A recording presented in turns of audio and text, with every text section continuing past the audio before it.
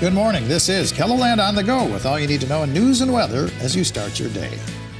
It was an intense afternoon yesterday in a neighborhood just east of the Great Plains Zoo. Sioux Falls police stopped traffic on both 12th and 13th streets as the sheriff's office attempted to make an arrest. Deputies could be seen with their guns drawn approaching a home. Police say they were looking for a woman who was wanted for aggravated assault, violating a protection order, and having drugs. Owners of a cannabis business are devastated after a fire claimed much of their business. The Shangri-La cultivation in Brandon went up in flames around 5 o'clock yesterday morning. Owners say none of the plants are salvageable. So while a completely burned product is no longer usable, there could be public perception that something going in the trash can might have some kind of use that could draw criminal activity. In this case, pretty much a total loss. While the equipment was insured, it's harder to insure cannabis because it's still illegal under federal law. Authorities in Deadwood are investigating a deadly car versus pedestrian crash that happened Wednesday night. Authorities say an SUV was traveling westbound toward Deadwood when it struck a 38-year-old man attempting to cross in a crosswalk. The pedestrian was airlifted to a Rapid City hospital where he later died. The driver was not hurt. Authorities say speed and alcohol appear to be factors, and charges are pending. Now let's get a check of our weather with meteorologist Scott Munn. Saw a little rain overnight, Scott. Yeah, a little bit of rain fell, mainly southeast of the Sioux Falls area. There's a chance that we'll see rain again as we go through the late morning hours into this afternoon and tonight. And we'll see if we get cold enough to support some snow. Don't be too surprised to see some snow mix in late today, but better chance, I think, during the overnight. In the meantime, today we'll have temperatures in the 40s. We'll watch for that light wintry mix tomorrow morning. And then we'll get dry skies to work in, maybe even a chance for some sunshine in eastern KELOLAND late tomorrow. And even with the cooler temperatures this weekend, the numbers will still be above average. Brian will have more details on your forecast coming up. All right. Thank you very much, Scott. Hundreds of Sioux Falls families need to find a new child care center. Last night, Apple Tree sent a letter to parents saying it will be closing by January 12th. Apple Tree's executive director blames a combination of staffing shortages, inflation, and other rising costs. According to the company's website, Apple Tree's 4 Sioux Falls locations have room for as many as 800 children. It's something we've reported on many times, the ongoing child care shortage. One of the issues parents face is affordability. Meanwhile, a challenge for providers is hiring staff. According to a report from the Sioux Falls Child Care Collaborative, low wages, lack of benefits, and high turnover has led to shortages of child care educators. The Sioux Falls Thrive president wants to see a cost-sharing approach to help ease the crisis. There are models working across the country at this point where government, employers, and families are sharing the costs of childcare so that you can pay those professionals a higher wage, you can keep them in the workforce longer, retain them longer, and you get that quality programming that you really need for those kids. The report also says there are not enough daycare spots for kids who need them in Sioux Falls.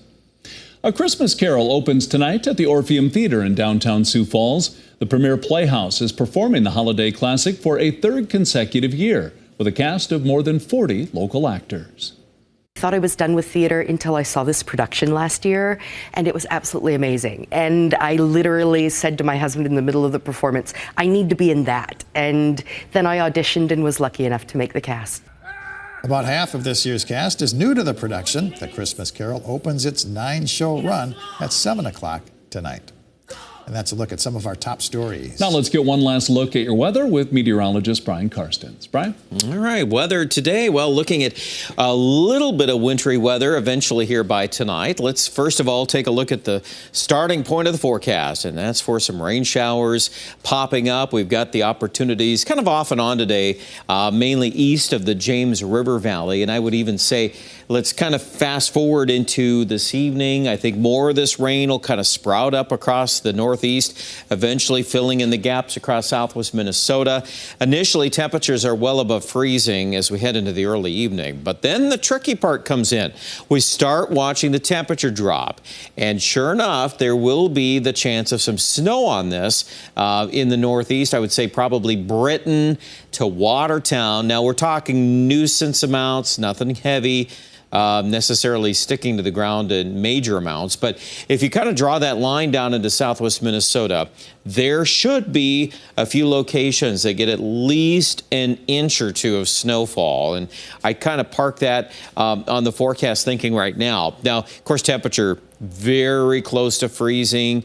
That's going to play a pretty big role on this, too. If we get that switch over or if we stay just lingering a little longer on the rain side of it. So check back in on that forecast. I would highly recommend that for this evening. Whatever does fall in the form of snow, first of all, it's not going to last a long time while it is snowing. And then secondly, we're going to still try to climb above freezing for most locations. East River tomorrow, and even some more 40s showing up on Sunday.